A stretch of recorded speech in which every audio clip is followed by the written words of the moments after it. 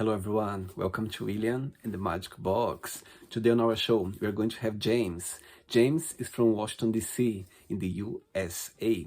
So let's see what James has to say. Enjoy the interview. So hello James, how are you? I am fine, William. How are you? Very well. Thanks so much for taking the time today for the interview. Thank you.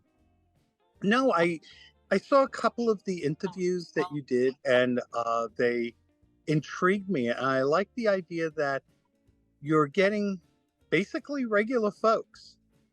Yeah, it's great to be here on the show, connect with so many people around the globe, and listen to their stories and sharing, memories with people. I think it's a great journey. Indeed. I like your background. So tell me, where are you right now? So where I am is in one of my two houses. I live in two different states. I live in southern New Jersey and in Maryland, about 3 miles away from Washington D.C. So we are on the deck of my home in DC, and I'm just going to turn the camera for a moment to show you part of the garden. Wow, that's amazing. Wow, And a lot that of is all. That is all.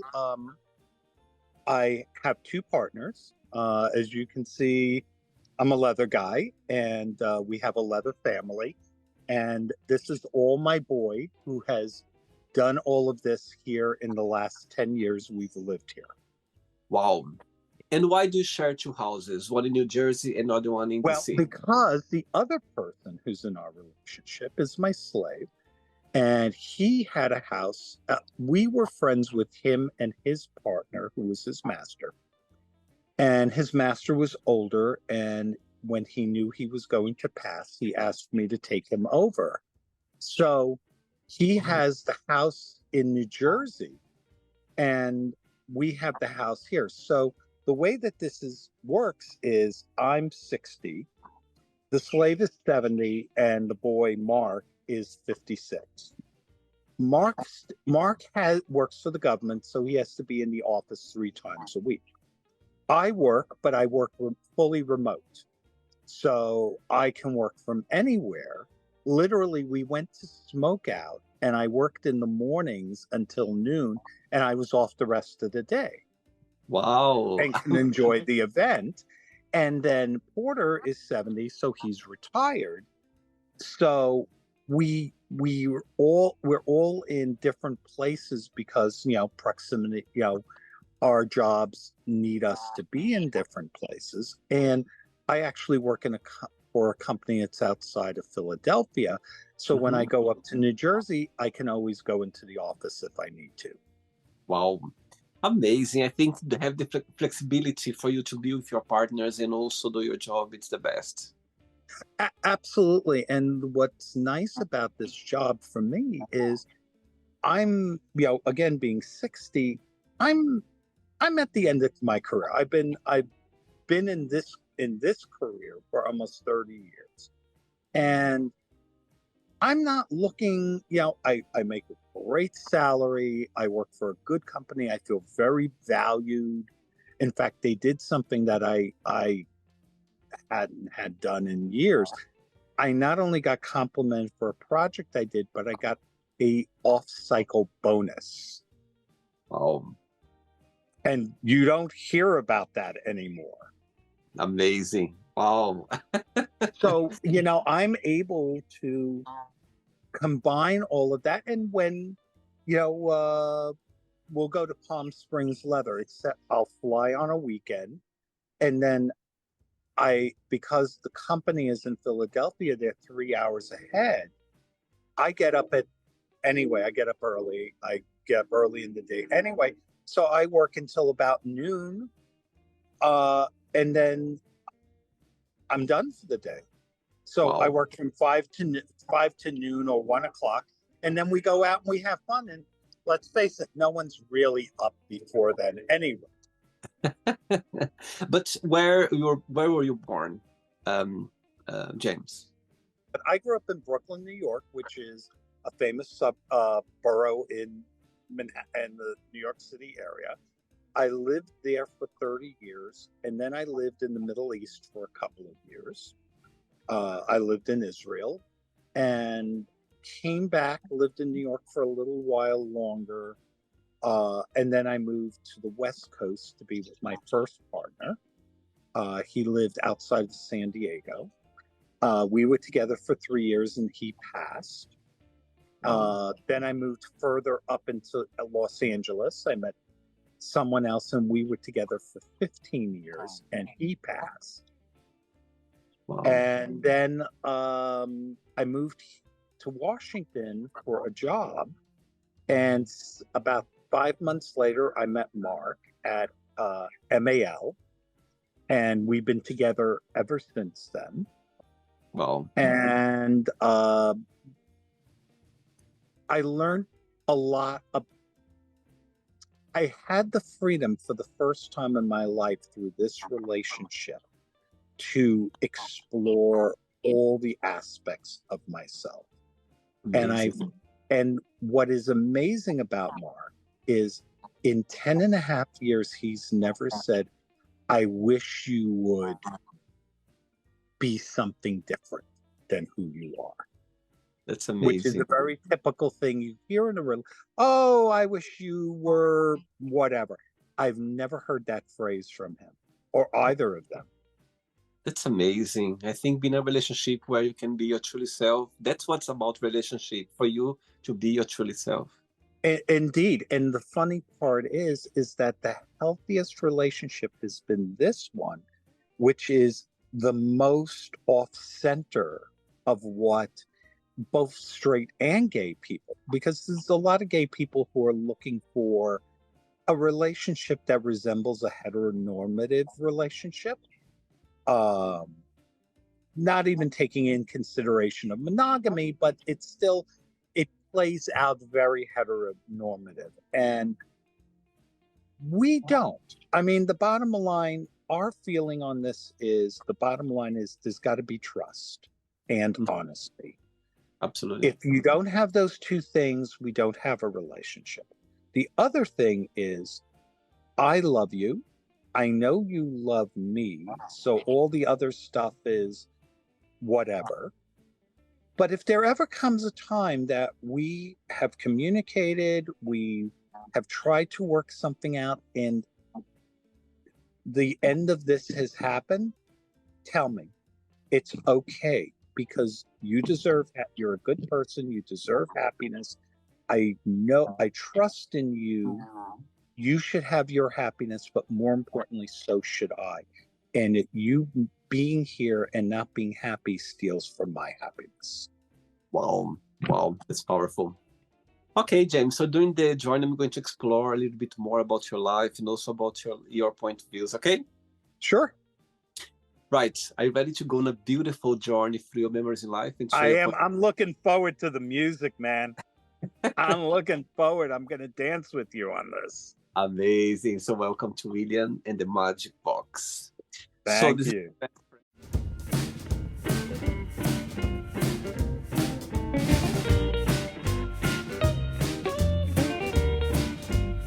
Okay, full of random fun questions. So I'm just gonna play a song now, just for us to relax before the first Sure. question. Let's do it.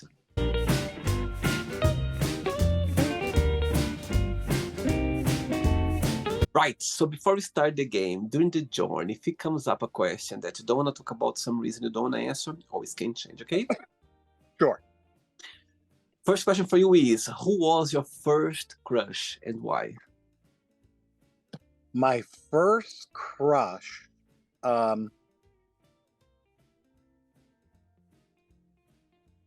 have to give you two answers to that, because we all have like our celebrity crushes, right?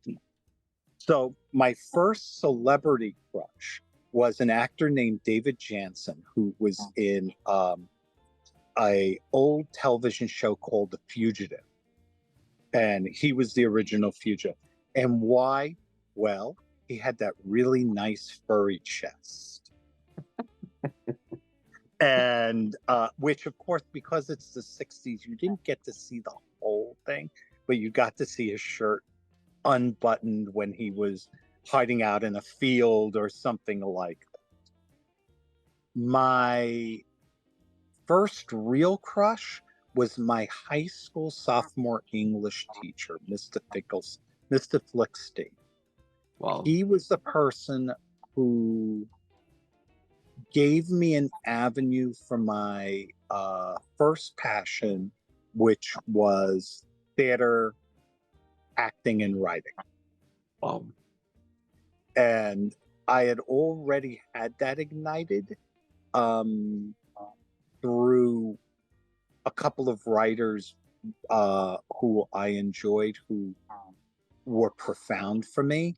But then he gave me the avenue and actually got me doing it. And it was one of the most joyous times in my life at a time when things weren't very joyous. Wow. Did you like school growing up? Only a couple of years. And the reason I say that is, so I grew up in a Hasidic Jewish background, Mhm. and I really despised it.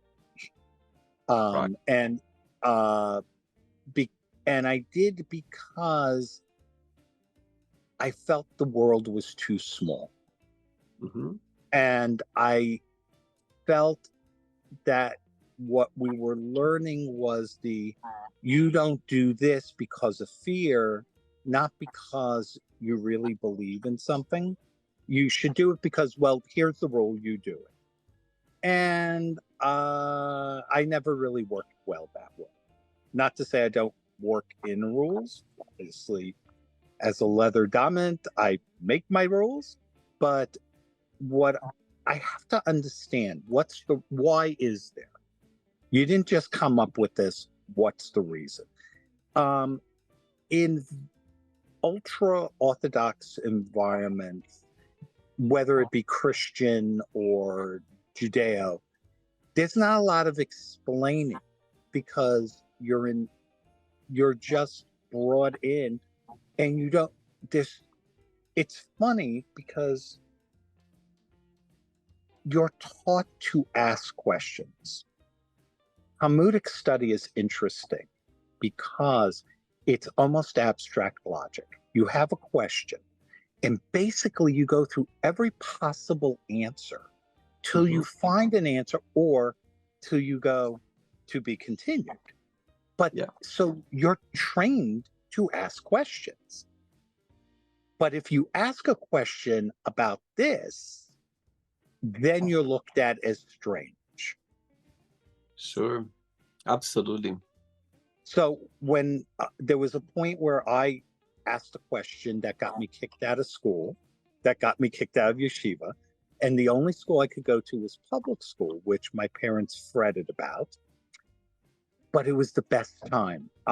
Within my first semester, I not only acclimated, I got into 3 honors classes, Wow. got into a New York City wide high school theater troupe where the culmination one year was there was the show A Chorus Line that played in New York. We did our bits on their stage on a night they were dark. Wow. And I was 16, and I am doing a musical bit on a professional Broadway stage where the biggest hit musical of the time was played. Wow. What a moment. Exactly. Exactly. Amazing. Very good. Next question. Let's do it, James. Next question is, I love this question. This question is my favorite question of the Magic Box, okay? And came up to Okay. you. Send away a message to someone, but you don't need to tell who this message is for. Just the person watching right now, this person will like, okay, I'm sure this message is for me. I know it's been hard for you, and I know that a lot of those life changes have really rocked you, but you're brilliant, you're talented, you're dynamic, and you are so full of love that radiates. Please find the belief in yourself again. Amazing. Good. I love the message.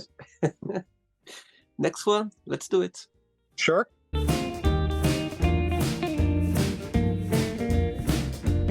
James, for the next question, tell me, you talk a little bit about your childhood memories. For you, growing up as a gay boy, it was difficult, growing up in Brooklyn, New York City, where, of course, it's, I believe at the time the city was different nowadays. So walk me through a little bit about your experience.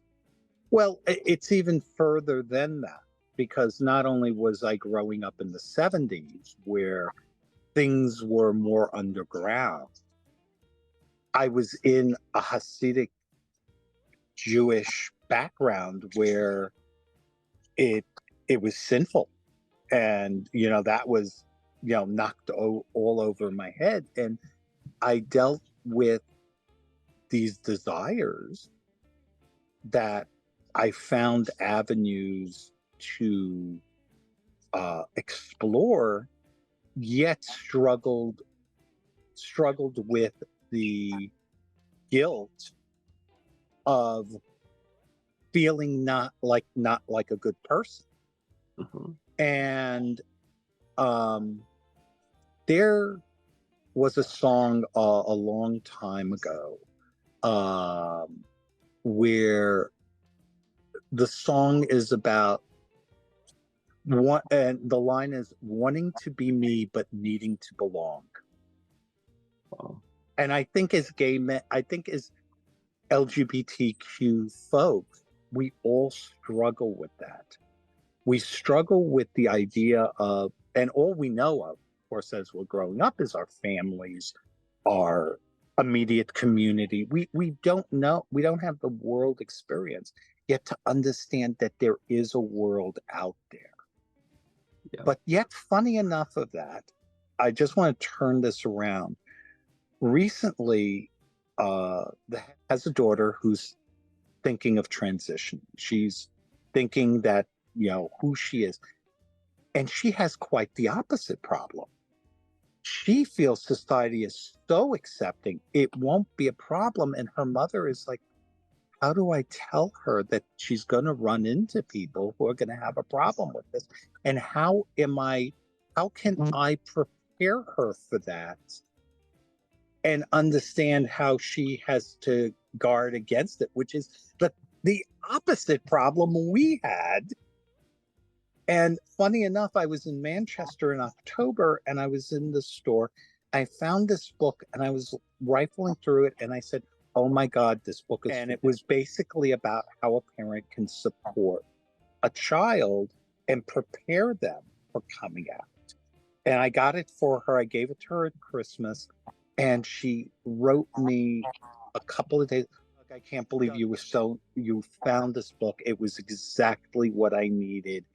Thank you so much for thinking of me and all of that. And so, I find it interesting. We're in a place now where and it's lovely that we have to say, hey, that's really great. And yes, there is more acceptance in society, but you need to be prepared that there are people who are not going to accept you.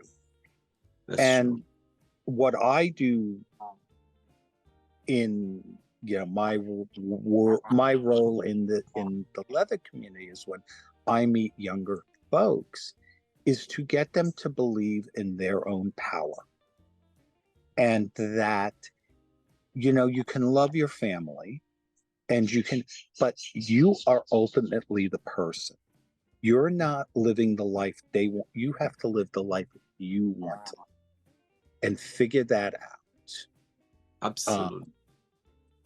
I have boys who ask me, because it's a typical thing in leather, sir, what do you want me to be? And my answer is, I want to help you be the best version of yourself and to help you reach the level of potential you want to reach. That's amazing. Wow. because I feel a lot of the world's ills, es- especially when it comes to bigotry, really have to deal deeply with self-hatred. Absolutely. Right. Next question for you is, what is the most difficult thing have you ever done?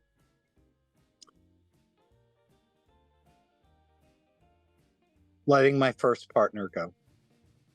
I was 30, and we were together 3 years, Mm-hmm. and I don't believe in a love of a life, because I think your life has many loves, just like it has many chapters. But he was the first person who loved me without an agenda. Wow. So he truly loved me. I loved him, but we walked into it knowing he was ill.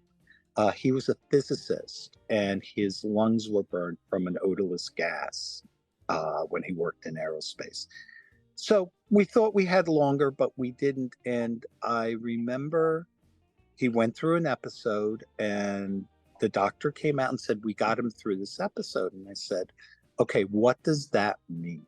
What does that give us? A couple of more months, a couple." He said, "He'll be back here on Tuesday." It was a Saturday. And considering his lung, he only had 6% capacity in his lungs. I just looked at the doctor and had to say, "It's time to let him go. Don't wake him." He was in a morphine-induced coma, and I said, "We can't do this to him." Wow. And that was probably that was the absolute most difficult thing that I ever did, before or after, because I had to do it again 19 years later with my second partner. I couldn't Wow. believe I was already there, but I had already done it. But I literally had someone's life in my hand, and I had to be unselfish. I didn't want to let him go. I loved him, of course, but I had to let him go because he was just in so much pain. Wow. Thanks for sharing. Thanks for sharing, James. I think those moments in our lives, as I'm sure just who go through it can tell, can explain, can feel it. You know what I mean? I think those moments, and as you said, it's about love somebody else, because not being, you can be selfish at this time. You just need to understand that it's acts of love. You just let someone go because the circumstances that are happening. And the thing is, because if because you love them, you don't want them in pain. You don't That's want them suffering. You want them to be at peace. And later on, I learned, what we want, especially with somebody with a long illness, who we want is the person they were before the illness, or before the illness you know took them over. I always say that when you're in a relationship and someone becomes that ill, you're now in a triad, because the third person is the illness, and it's the dominant, because it dictates everything about your life. absolutely. And you just don't want someone in that. And in the end, as much grief as it may give you, hopefully, if you're open to it, you'll learn how to get more out of the joy. Absolutely. James, I have 3 questions left. Okay, let's do it. Sure.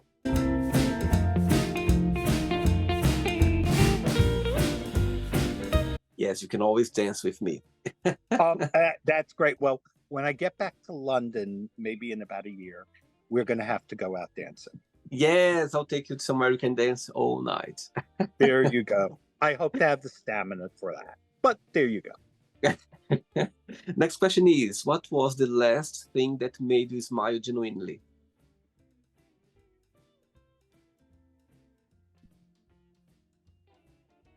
Waking up with my boy next to me and him giving me a kiss and said, "I love you, Daddy."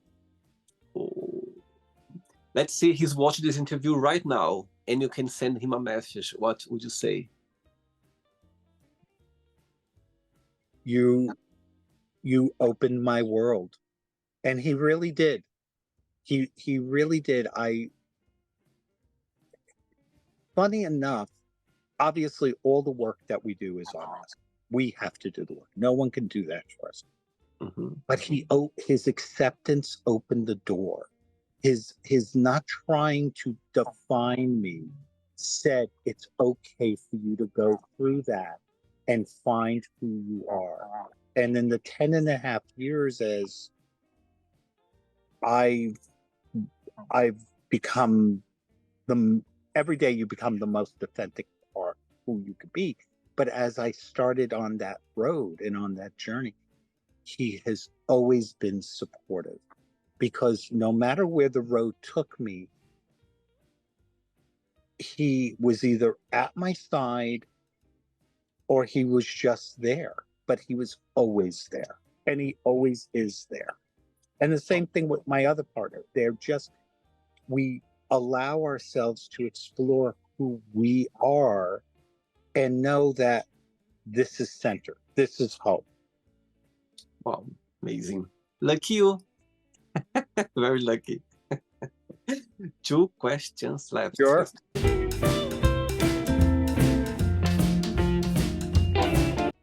Before the next question, tell me why you spent some time of your life in Middle East. Was something connected with work or with family? It was the last. Remember, I said earlier that you had that whole wanting to be me but needing to belong, and it was my last ditch attempt. It was like, is this a phase? Is it not? Yeah, and we're talking about 1982, right? So I'm like, okay, I'm gonna go to back to yeshiva. I'm gonna indulge myself in this. I'm gonna blah blah blah blah blah. I'm gonna do that. So I did it. I went, and about 3 weeks later, I was living in Jerusalem. Wow. I couldn't sleep. I went down to the Wailing Wall where I lived about 5 minutes away from there. I sat down and I just looked up and said, what the heck do you want from me? And after a whole night of, I won't call it praying, I'm having a conversation. I just felt I had a conversation with my higher power. What I got was, what I want from you is for you to be you, whatever that looks like. And I made a commitment to be there for about a year. And what I did is I started that. I actually left the yeshiva and I found another place to live. I found a job on an English speaking newspaper, the Jerusalem Post, and I lived life. And I made a lot of mistakes, but I was 18, so of course I made a lot of mistakes. But I also learned a lot, and I learned that I can depend on me. And honestly, the worst things I've ever gotten into is when I forgot about that. And when I forgot to trust myself. Wow. And when you think about yourself, James, when you analyze yourself, what's the biggest joy of being you? Loving. I do something that a lot of people find difficult. I can be in a bar situation, and if I see someone I like and I see something about them, I'm able to go up to them and say, hi, I'm James. I really like, I like your leathers. I like, your beard is long, but how are you doing this? And I am able to engage them. And I see, based by their responses, if they're interested in continuing the engagement or not. And that way I have made a lot of friends. And, you know, some are acquaintances, more acquaintances than friends. But in doing that recently, someone told me something extremely surprising. Uh, it's a friend, he lives in the Kansas City area, and he's friends with this straight master. And he was talking, oh, well, I'm going to visit my sir and my daddy. You might know my daddy. His name is James. Well, and he said, a lot of people know about him. He is very well respected. He is a man of integrity. You're very lucky to have him. I've never met this person, Wow. but and I take it, just let me make sure that I clarify this. I'm not saying this to do this. I'm saying this, I'm honored that living my authentic life has affected people to an extent that they feel that I'm a man of integrity, because I believe that's the first thing we need to be. And I believe in the world we live in, one of our biggest issues is we've lost our integrity. Wow. And we've lost the importance of one thing. If I were to ever say one thing in religion that I believe in, would be, what an amazing day it would be if we just followed one thing: do unto others as you would have done to yourself. That's Can so you true. imagine how amazing the world would be if we could just do that for one day? Absolutely. You make a big difference for sure, everywhere. Well, so many conflicts, so many other things would just go by the wayside, because we get into conflict mostly on unimportant things, not important things, and then they ramp up into important things. Absolutely. Okay, next question is, what's the biggest prize you ever won? Well, I've never been the person who's won big cash prizes, though I'm trying to. I actually applied for a game show here.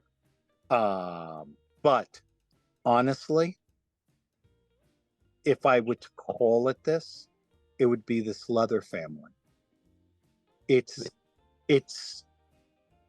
if there was a heart's desire, it was that. It was to have a real a family that loved me, that I could love, that I value, that values me, and that we're there for each other, not just for the fun, but we're there for each other during the tough times. And we've had some really tough times, and we were all there for each other.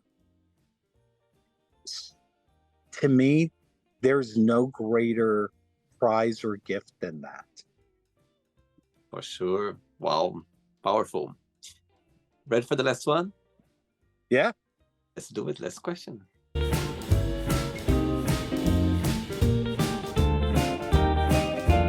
But before the last question, James, of course, you're talking so beautifully about your leather community, about leather. So tell me how leather came into your life, how this fascination, this, fascination like about leather that came into your life to start your journey. So it started with uniforms, policemen, firemen, all of that, because it's hot. Come on. You got, and especially New York Broady guys, they're hot. And then you got a uniform on them, they're even hotter. So here's a funny thing. Many years ago, there was a tragedy.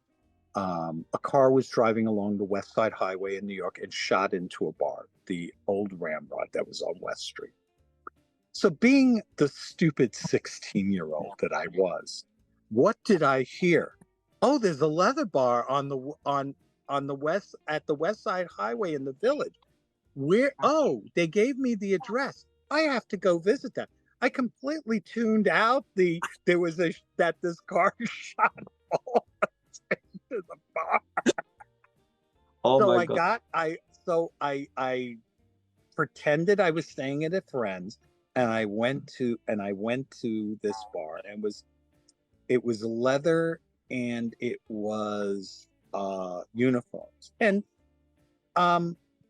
my relationship with my parents was never good, for many reasons. The main one is my mother had some terrible mental health issues, Mhm. and my father really couldn't deal with it, and uh, it just led to a lot of problems. So, of course, I was still looking for that father figure. Well, imagine you got a handsome bearded guy in a uniform or in full black leather.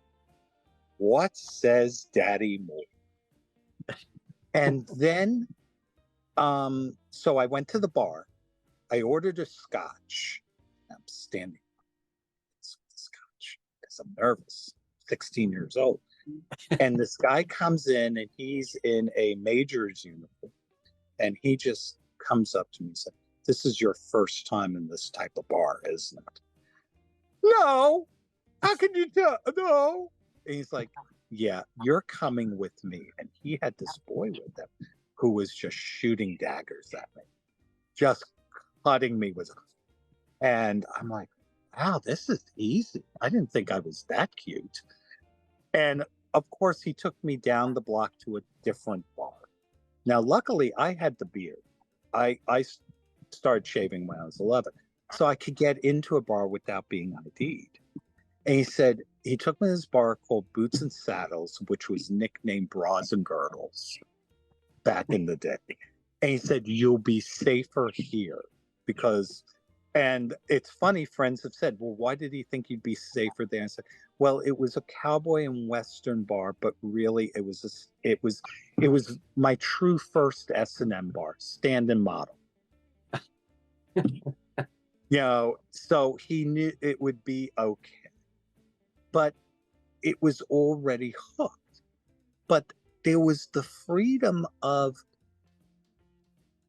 doing things. I've always been attracted to doing things outside the norm, not just to do it and break the rules like in the old movie. What are you rebelling against? What do you got? No, it wasn't for that reason. But if it made me feel free, the idea was the freedom.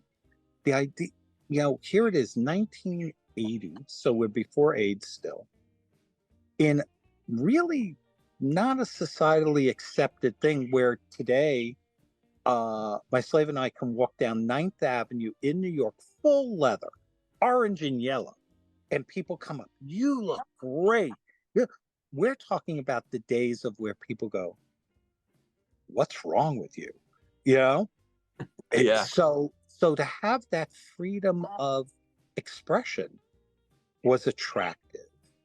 And then, I think probably like a lot of people, you know, I used sex as a way of getting affection when I wasn't getting affection.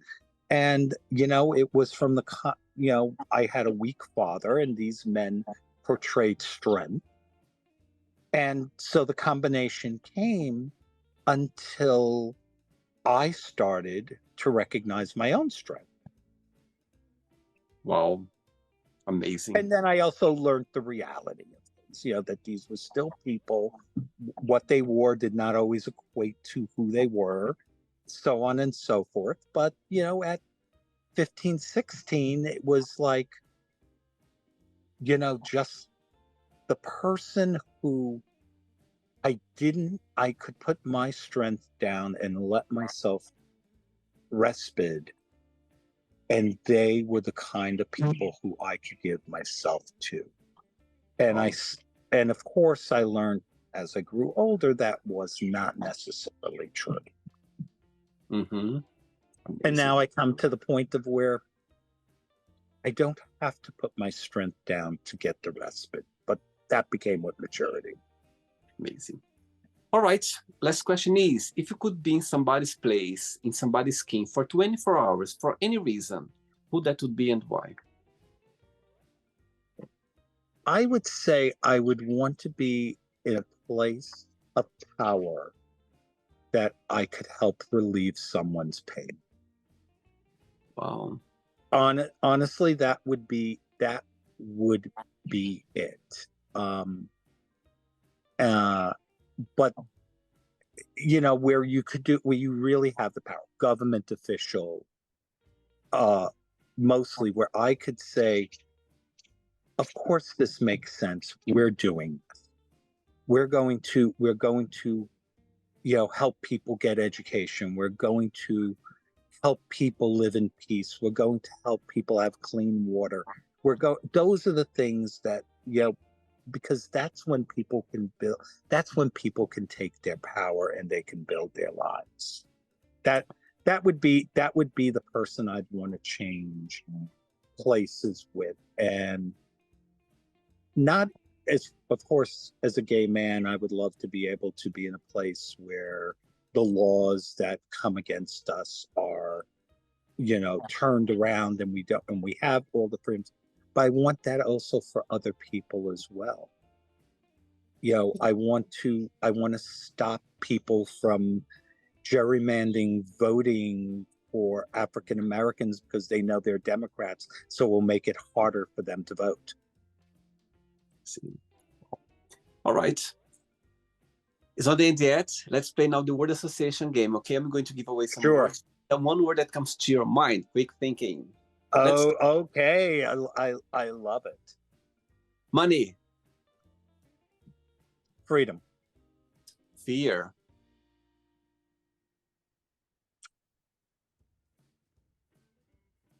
I'm trying to find the one word. Stagnation. Family. Best. Life. Adventure. Love. Precious. Sex.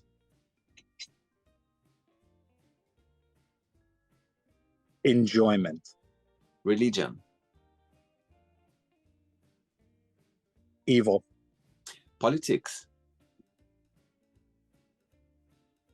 Evil sister. Friendship. Love. Desire. Fuel. Regret. Unnecessary. Success.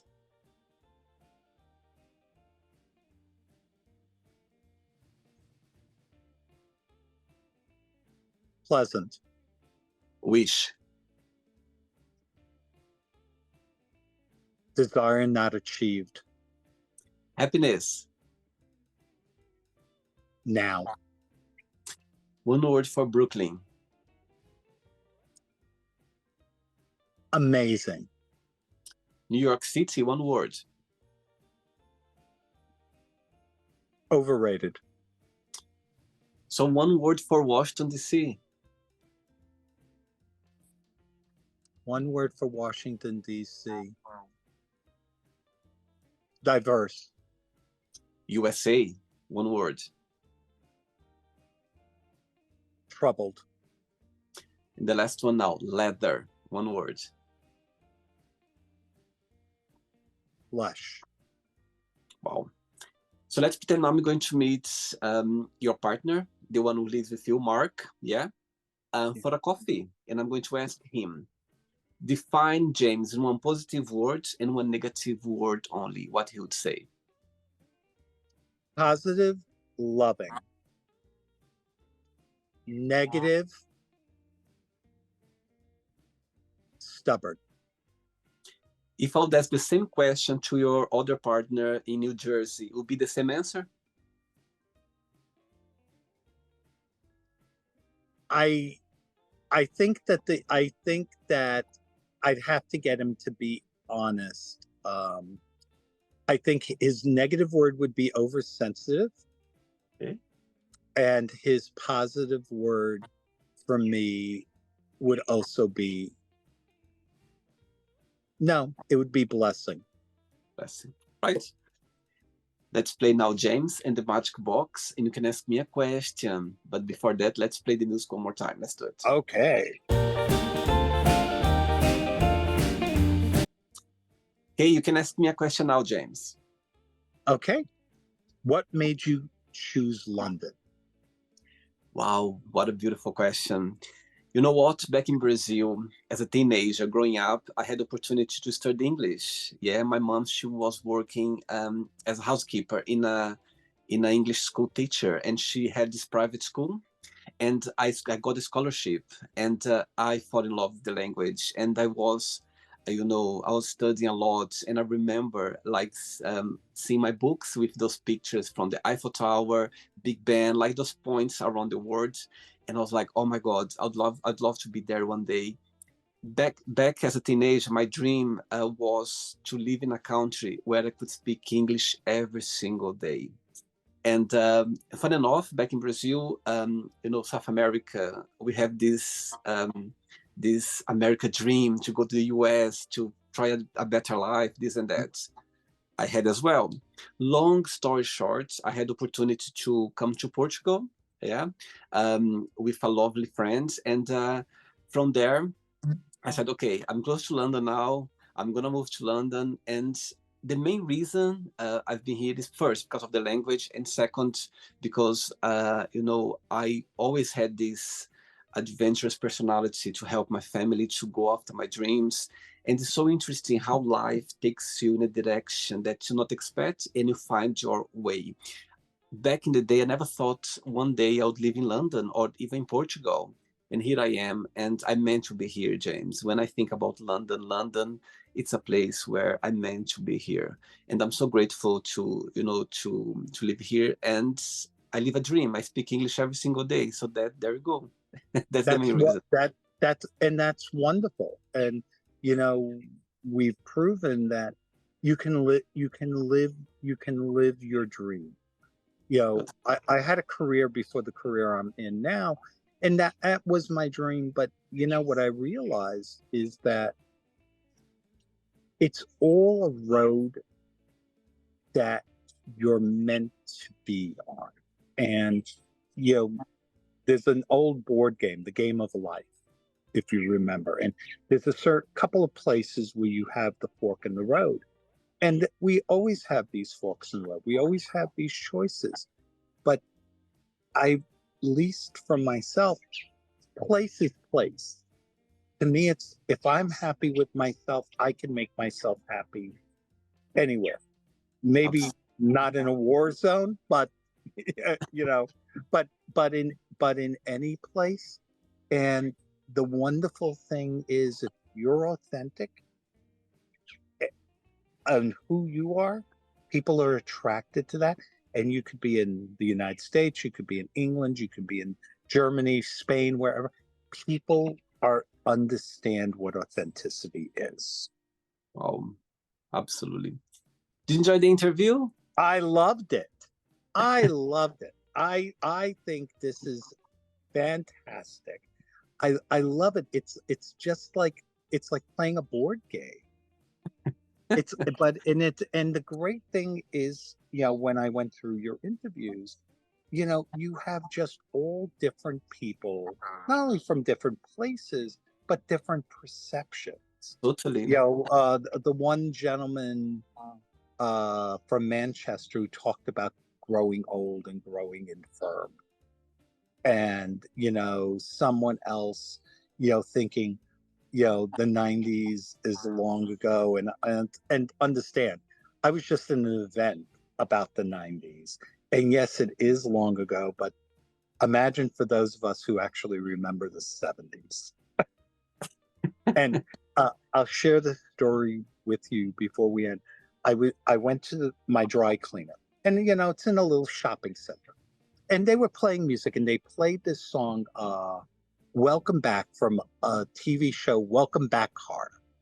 And it's like, oh wow, it's been a long time since I heard when, and it suddenly dawned on me that show premiered 49 years ago. I'm like, what? And all this stuff. And then to see it through one of my boys' eyes, who's 32, who was talking to somebody about leather, and that person, oh, like the village people in the YMCA. And he's like, what does the Young Men's Christian Association have to do with leather? And but he never saw a picture of the village people until he saw it. And he's like, oh, that's why. Oh my God, it's so sweet. So it's so I'm like, oh, you're so adorable. It's so I was telling my partners about it. It's like, oh, isn't this adorable? It's like, good. oh, baby gays. I love And, it. and it's like, and it's great to learn from them as well, but it's just like, oh yeah, this is and I said, yeah, the straight people who take the YMCA at the wedding and everything don't realize that they just were celebrating a bunch of fetishists. I never thought about that actually. It's so true. They have no idea. Right? I love Right? it. And it's just like, yeah, you got a bunch of people, you got a bunch of fetishists. So it's like, isn't it funny at the most straight thing, a wedding? Yes, we're gonna go celebrate the out of the box, and that they're so oblivious to understanding that. Oh my God, I love that. That's so amazing. I'll remember that now. All the time when I go to a wedding, I'm gonna remember that now, James. Yeah, Because of right. And if they ever do YMCA, just go. There you go. And again, the thing is, it's until someone has shown you something else, I just try to approach people. People are good people. They're people of integrity. If I learn they're not, well, I always thank the universe for showing me that as soon as possible, and I move on. Wow. I was about to ask you to share a positive message, and you just did right now. So thanks for that. I'll give you this other one for you to choose. When something goes out of your life, remember it's gone out of your life to make room for the next good thing to come into your life. Wow. That's so true. Yeah. Something ending, another thing starting. And nothing ever really ends. Like a good book, characters come in and out of chapters. Some characters go all the way through the chapters, but some only have their service till whenever, but their presence is felt. Really. And they still, it drives maybe the motivation of another character. And that's how I see life is. And I've just learned to come to the place of where, not in a snotty way, it's like, if someone doesn't choose to be in my life, I wish them happiness and let them go live in their life. I'll live my life.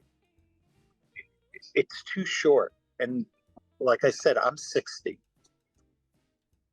This is the third act, and thank goodness I got good genes and I got longevity, but I'm going to have less time than I have now. Do I want to spend it in the negative, or do I want to spend it in the positive? Absolutely. And that's what I try and teach people. Amazing. Thanks so much, James. Thanks for taking the time. Thanks for bringing your joy and also your positivity to the show. I love it. Listen to you. Amazing. Thanks so much. And you keep in touch. We have to go someplace where they'll need to play the Bad Girls Double album and dance for all of that. Amazing. Regards to your partners and your friends, and you keep in touch, okay? It was a pleasure. Yeah, I sure will. Take care, William. Take care. Have a good day. Take care. Have a great day. Bye. So, did you like the show? Don't forget to give a like, share it, and also don't forget to subscribe to the channel. And if you'd like to be part of the show as well, first, subscribe to our channel, and after that, just go to our website, www.williamandthemagicbox.com, and send us a request saying why you'd like to be part of the show. And I see you there. Bye bye. See you next time.